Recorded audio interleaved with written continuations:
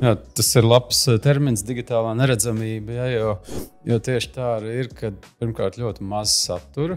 Liekas, iedomājieties, ja piemēram ir kaut kur viens cilvēks, kas TikTokā ražo 1 vai 2 video dienā.